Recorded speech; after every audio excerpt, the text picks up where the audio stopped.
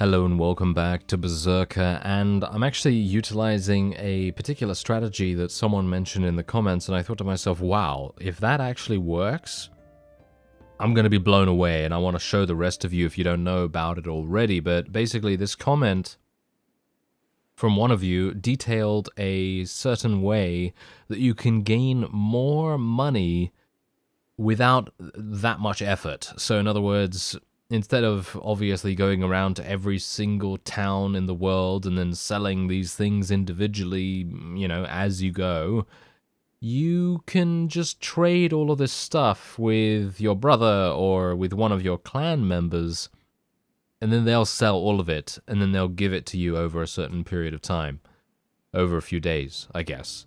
And I'm not entirely sure how this works because I haven't actually done this before. I think I've done it like once, and it didn't work in my favor because I was actually attempting to bankrupt someone in the process, and it was an enemy. So I was trying to do it in the opposite way, but I'm extremely intrigued about this strategy. So basically what I've done, as you could see, I have basically given Nielsen a huge amount of stuff, and I've given him weapons and riding things and horses and all kinds of stuff. And we're going to gift that to him for nothing. Boom. Just like that.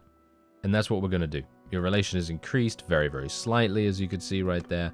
And now what we're going to do is we're just going to wait. And we're going to see what happens. Now, this was the main reason why I wanted to actually show you, because I'm not entirely sure what he's gonna do. He's moving very slowly now because he is so incredibly weighed down, but I can only hope that he's not gonna get himself defeated. Wouldn't that be amusing? Yes, if he gets himself defeated, then obviously that's gonna be pretty awful, but we'll see what happens. We'll see what happens, because I've given him a lot of stuff. I've given him all of my crafted weapons. I've given him over 400 sets of arrows. I've given him massive amounts of very, very valuable things. I've sold all my armor, by the way. I sold that all myself, personally. And what we're going to do is, after we've seen... I'm actually surprised he's not going to sell immediately. That's kind of strange. Oh well, whatever the case, I am going to be declaring war against someone, but I just need to figure out who. And I thought, hey, you know what? Might as well show you that process. So let's take a look here.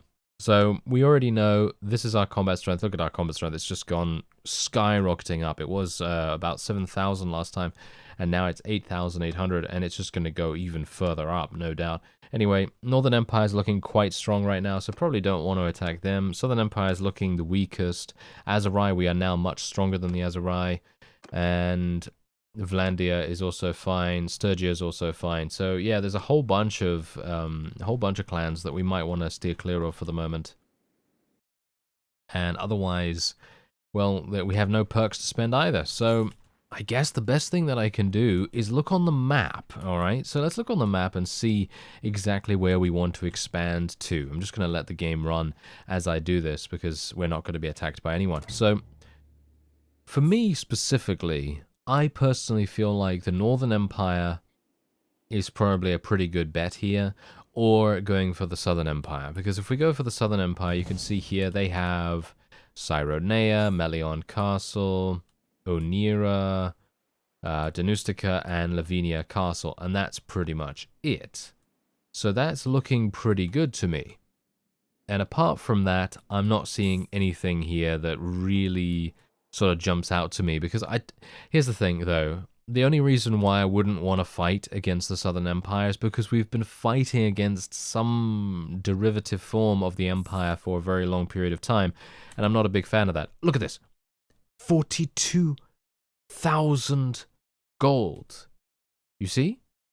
That was him selling all of his stuff. Look at that, 50,000 gold I just gained the day before that. And before, I was getting negative 25,000 per day. And that is all thanks to him. That is all thanks to him. Look at that, income from parties. You see? And that is exactly what that person was, you know, letting me know in that comment. And I gotta say, super, super good idea. Because that means that I don't have to worry about going to all of these places. I don't have to worry about going to town ABC and then being like, oh, yes, so, you know, such a great waste of time, you know, basically, for me to go to all these places individually and, you know, do all of that busy work. So that's kind of annoying, right? Now, to do with the people that we want to attack, I'm thinking Sturgia. All right? I'm thinking Sturgia right now because I'm thinking to myself, well, Epicrotia is pretty well defended, as you can see right here. They've got a significant amount of people here. And what do we have in the garrison? Yeah, I mean, we've got some tier 5 units defending in the garrison. It's highly unlikely that the enemy is going to want to besiege this. And even if they do besiege it, I think we'll probably have a pretty easy time of defending it anyway. So if they besiege it, then the army that is attacking is more than likely going to be weakened significantly. And then they probably won't have any fighting strength to be able to carry on their campaign, which is obviously the best thing ever, right? So I'm thinking that's what we'll probably do. Otherwise, I'm just going to buy all of this food here. Check the herd. Yeah, herd penalty is pretty good at the moment. And I've got 54 days worth of food. And I'm going to take Mekalovia Castle first. Why not? Let's take Mekalovia Castle, shall we? So, what do they have here? They only have 274. Should be pretty easy. And this is obviously one of those times when I am going to be so thankful for fighting someone different. Because I personally do not want to be fighting an Empire faction yet again. So, that's what I'm going to do. We're going to attack Sturgia here. We are going to declare war. Support is 100% actually, so let's just declare war. What? Why was it 100%? Why is it 100% opposed? We had 100% support. That was kind of weird, wasn't it? Okay, that's very, very strange indeed. Okay, well, whatever the case, my war strategy is once again going to be defensive.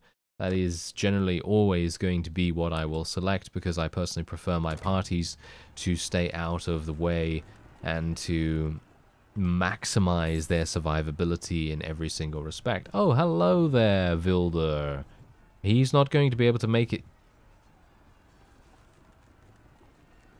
in time. The game did not pause? Usually the game pauses before, just when we have finished the siege, but it didn't this time. Okay, maybe that's me, but, well, I guess this gives us a good opportunity to try and, we're dead, aren't we? Yes, I think we are.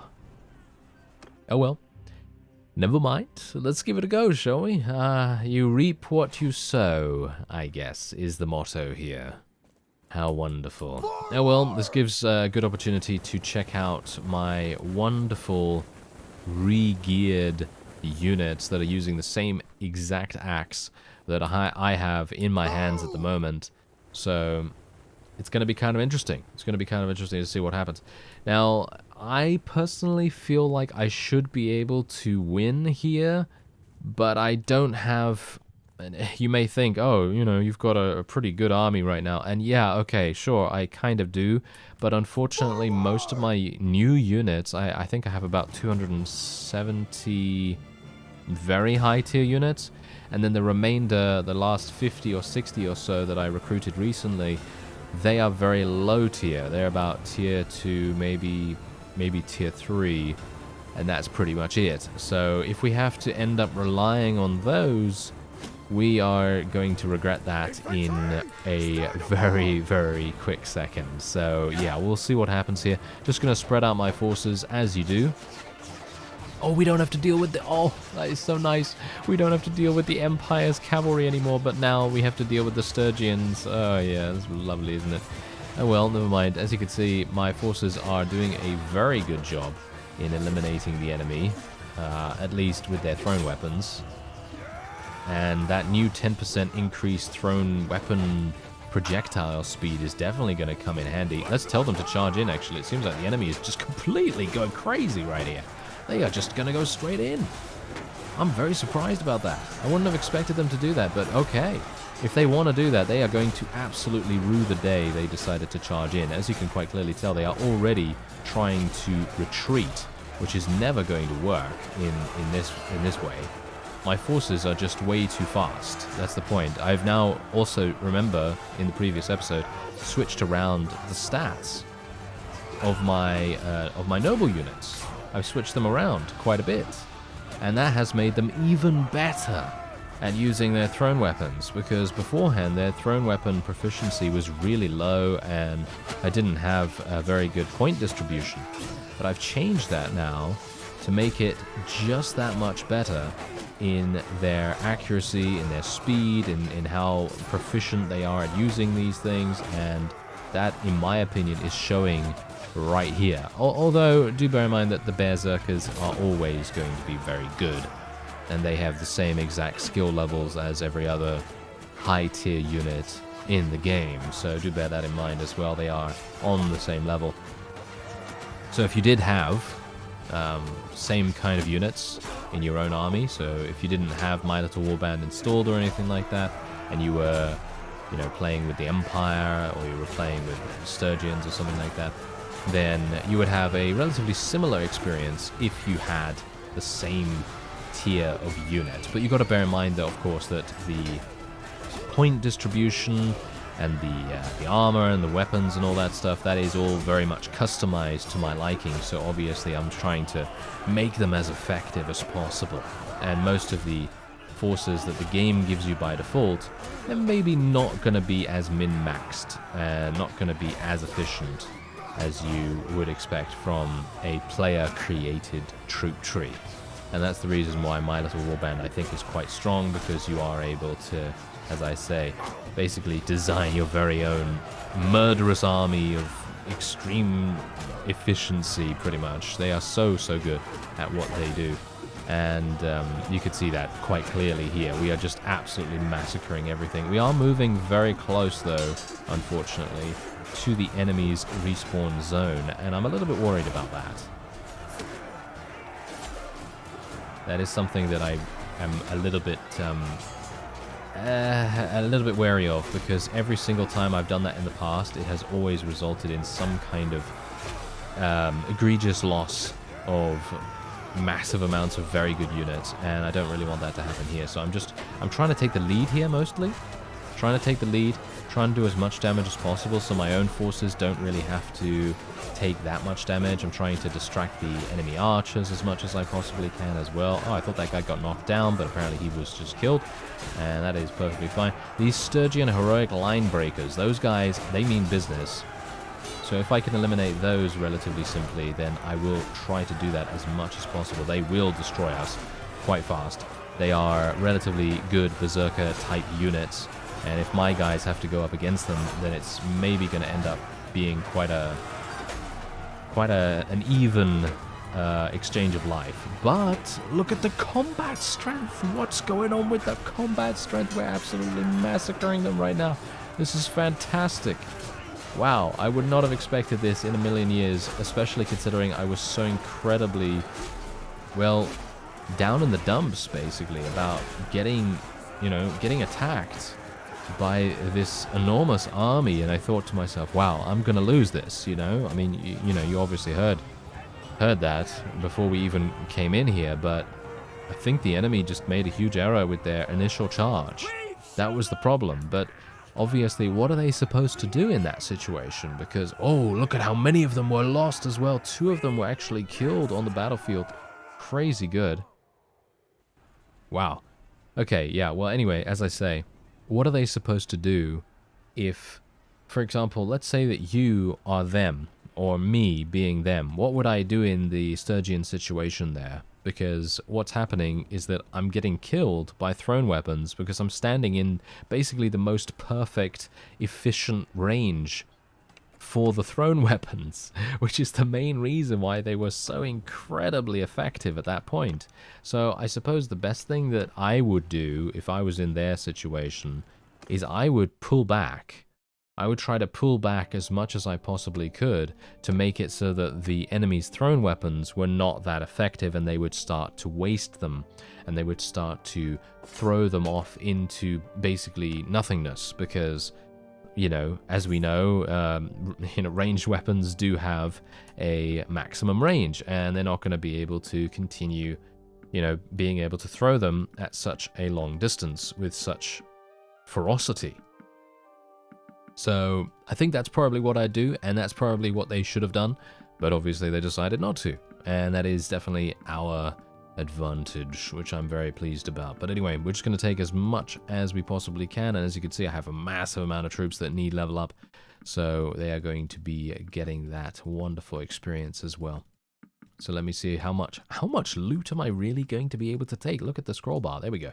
All right, there we go. That's nice. 45,000, and they were dead and killed in the battle. I'm actually wondering whether I should leave the siege and just go back to Epicrotia real quick, because I have so many units to sell.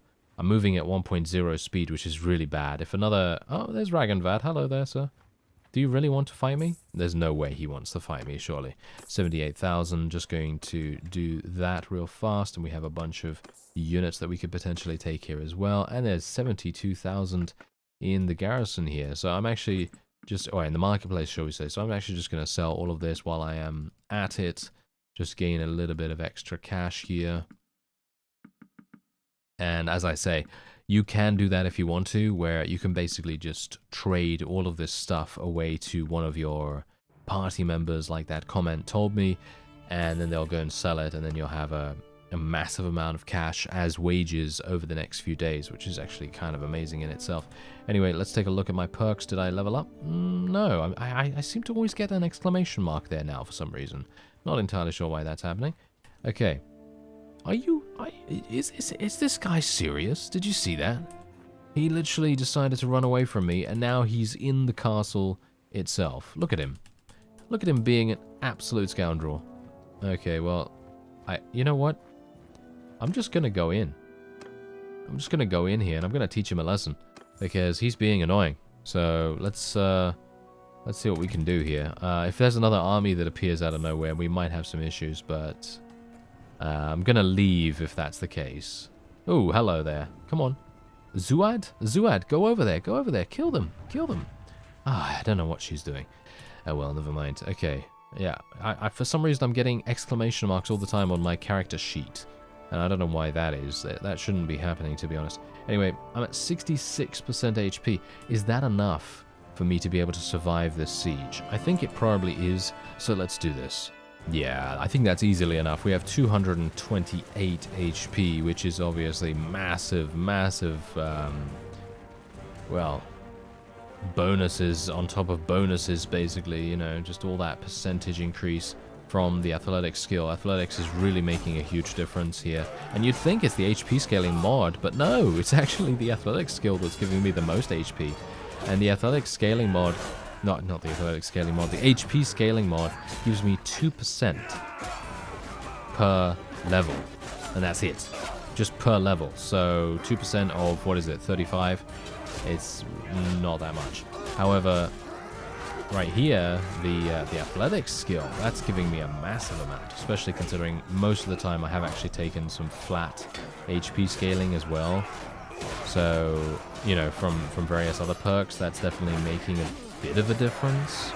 And so me having 228 in this fight, that's basically double the amount that I would have had if I didn't have the athletic skill fully leveled up like it is at the moment. And that's what I've had in the past, where I've focused on cavalry. You know, whenever I focused on cavalry, I've never had the ability to even get athletics to that point. So I'd recommend, if you're going to be a character that's focusing on a lot of, well, a lot of this kind of combat, then I'd highly recommend leveling up athletics. It is very important to have that HP buffer, because especially in a game like this, where one headshot from like a thrown weapon or something like that, that's going to have an absolutely enormous effect on your survivability.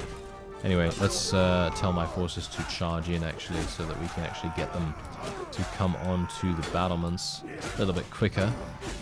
Nice. Kill them. Thank you. Yep, there we are. Get those guys dead. And what's an Imperial Sergeant Crossbowman doing here? Get out of here. Go back to the Southern, Northern, or Western Empire. Thank you very much. What is he doing? What is he doing trying to defend a Sturgian thief? That's kind of weird. Nah, must be a defector somewhere or something like that. Okay, I'm going to get out my thrown weapon real quick, because no doubt... Yeah, there we go. Nice. Nice headshot. Well, neck shot right there. I'm actually trying to get a couple of level ups with my thrown weapons. Yeah, this is annoying. It's real. You know what? That is probably one of my biggest pet peeves when it comes to Bannerlord and Warband in general. Whenever you're fighting, and you're generally kind of bad at a particular weapon type. So, for example, in my case, I'm really, really bad with thrown weapons right now.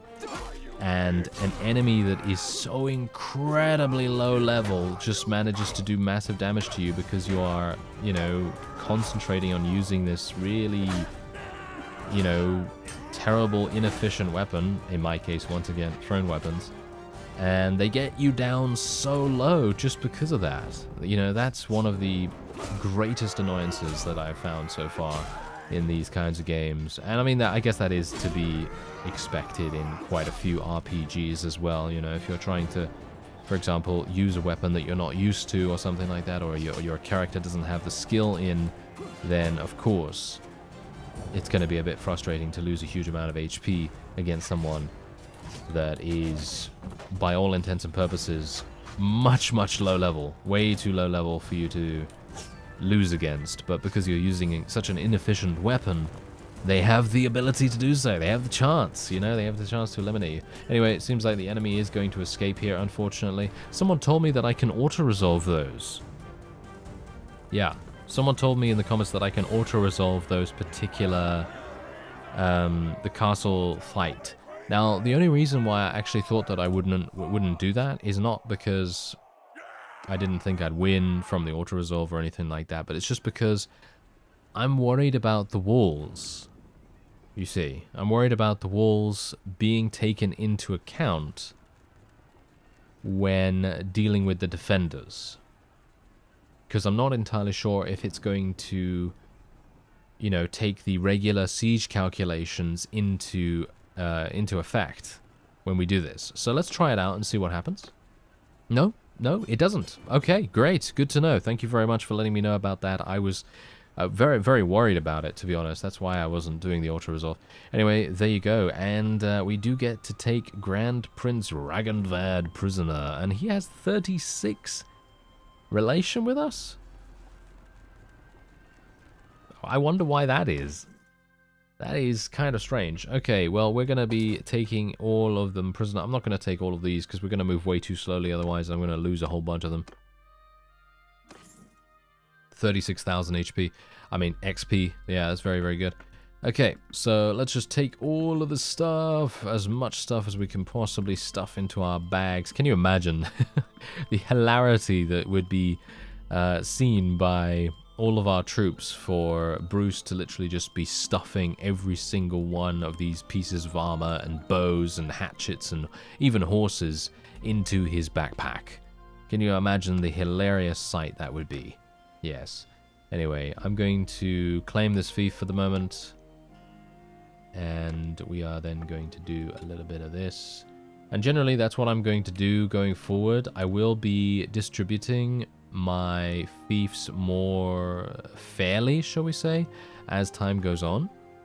But for the moment, I'm just going to try and make sure that their garrisons are as effective as possible, just so that I don't, you know, come across a situation where we lose a fief that we've just taken almost immediately. And I would not want that to happen. So we're just going to sell that. Look at that. We're almost at 275. I cannot wait to get to 275. It's going to be so fun to finally see just how much loot we are going to get. Because as I've talked about at length in the previous episodes, roguery skill, ooh, it is so much more powerful than I ever would have imagined, to be honest. Anyway, there we go. Sold all of that, and we can now go to Omor if we want to. Let's just take a quick look. Oh, hello there. Did he really just attack us? He did. You know, I'm actually kind of worried about this. We are only at 28% HP. I did level up my throwing weapon proficiency, though, so let's have a look. Ranged troops in your party have a 25% chance of having... What? Okay, of having +1 ammunition for throwing weapons. 20... What? I don't even understand. What is this? What is this perk? This perk is absolutely useless. I mean, 25% chance. Okay, so let's say that I have 100 100 guys, right? 100 troops, which I do. I have over 100 troops easily in the form of the Berserkers, of course. So 25% chance. So what does that mean? Does that mean 25 of them are going to have +1 thrown weapon? I mean, to me, I don't really think this is any good. I think this is absolutely pointless in my opinion. I don't think there should be a percentage chance for them to have a +1 ammunition. I think they should just give you, as the main user of the thrown weapons, they should give you like +2 or +3 ammunition for throwing weapons. Because, I mean, let's face it, what is that really going to give you? I mean, it's going to give you a little bit more flexibility, sure, but it's not going to make you overpowered in any way. And then your ranged troops should literally just get +1. I mean, really. There shouldn't be a percentage chance for this. And so as a result of that, I am going to be taking Skirmisher. It's just so much better. Troops under your command take 3% less damage by ranged attacks. I mean, come on. How can you say no to 3% less damage, especially when all of our units are going to be taking so much damage over the course of a battle anyway, especially from thrown weapons and arrows and bolts and stuff like that. So it's really going to make a huge difference. But I cannot get over the fact that some of these perks are amazingly good, and then on the other hand, you have some perks that are literally the worst thing that you could possibly think of. I don't even understand. I mean, I understand that, yes, okay, there's probably going to be some of you out there that will be like, oh yeah, 25% chance, that seems pretty good, right? Well, I mean, sure, you know, if you think 25% chance to gain 1 additional thrown weapon is good, then okay, I guess that's good for you. But for me, I think that that is one of the worst perks I've ever seen, and there are a lot of those. You know, as I say, there are a lot of good ones, and there are a lot of bad ones. So I guess it's just a case of just deciding which one you want and then going for that. But generally, yeah, that was kind of a shock to me. I really thought, really, 25% chance? It's useless. It's so useless. Okay, well, whatever the case, let's try and do some. Oh, that was some massive damage right there. Can we actually do a little bit more here? Oh, yes, thank you. Take out this guy. Thank you very much. You're off your mount. I'm actually going to tell my forces to charge in right now. We cannot let them take the momentum. That is the biggest thing here. We cannot let them take the momentum. If they take the momentum from this battle, we will probably end up losing.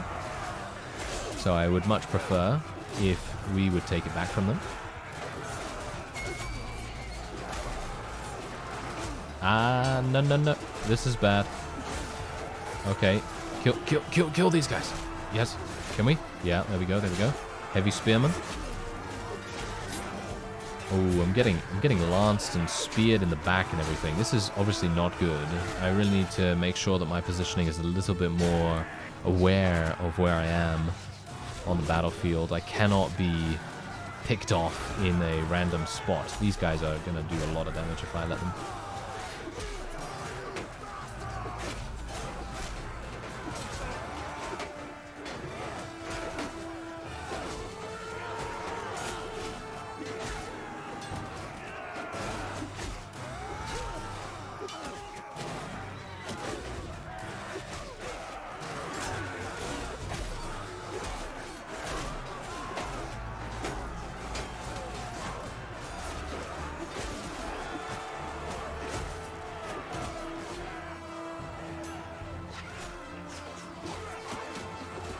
Oh, that was close. Did you see that? Oh, yeah, that was way too close for my liking, but there you go. Okay, we managed to avoid death very narrowly right there. I have a feeling I'm going to get shot in the face soon, though. Let's hope not. Come on. Yeah, we're okay. We're okay. Oh, dear. Oh, dear. Okay, yeah, there's a lot of cavalry coming in. Okay, that might be bad. I was actually hoping that they wouldn't have too many cavalry remaining after their first charge, but it seems like they do have quite a significant amount. And again, Imperials, what's going on? They must have a defector here. They really must have a defector. And they have a lot of archers as well. I should really try and disappear back into our back into our infantry line. Yes, yes, back into our archery line. Yes, that's definitely going to happen with 0 archers. Yeah, very good. Okay, wait a minute. Gotta be careful here. Gotta be careful. Oh, nice jump and slash, maybe? No, never mind. He's dead, though. Okay, so far, so good. This was a little bit closer than the other one, but I think mostly because I'm actually kind of low in terms of my own HP. I'm at 3... Okay, I'm actually... I didn't even realize, but I'm at 3 HP. Yes. I am at 3 HP. That is amusing. Can I get on this mount, actually? No. Riding skill not adequate to mount. Yes, very good. Alright. Well, where are all the opponents? Oh, they're all the way over there. Oh, that's it. That's actually very interesting. Okay, so I guess what I'm going to do is I will actually consolidate my forces for the moment. And hopefully I'm not going to get shot. So I'm just going to strafe around a little bit. Are the enemy... They're running? What? I'm really surprised that they decided to run, because they had another... Look at that. They had another 135 units on the battlefield. I really thought they were going to stick around until the very end, but apparently they decided not to do that. Anyway, I'm just going to take them all prisoner, because that's what we do. And then we'll take all of their units. 552 of them. That's insanity. Okay, let's take all of those. Thank you very much. 11,000. I don't even know whether it's worth it for me to go through all of this. Oh, look at that. There's another one of those rusty drilled two-handed axes. Might be able to smelt that, actually. Might be able to smelt that maybe for some additional two-handed axe parts. Might be kind of fun. But I am going to try and look for a Bardiche. That is the one thing that I really, really want to look for, because that is one of my favorite weapons of all time in the Mount and Blade series. And if I can find a if I can find a Bardiche head, or axe head, then I'll be really, really happy about that. So I will see if I can maybe find one of those. I think the Vlandians would probably have that in their marketplace, potentially. So we'll see whether that is actually the case. Anyway, going to go back to Epicotia here. I am moving very slowly, and there are going to be a couple of people escaping as a result of me taking so long to get back here, but obviously that's because I have such a weakened army at the moment. Anyway, 81,000, there you go. I gained 1 skill point. I was actually hopeful for much more than that. Oh well, never mind. Let's just add a bunch more into the reserve here and just continue to upgrade these little structures right there. Alright, so that is going to be it for this episode. We've declared war against the Sturgians, and we've taken one of their fiefs already, and now we just need to move on to these places over here.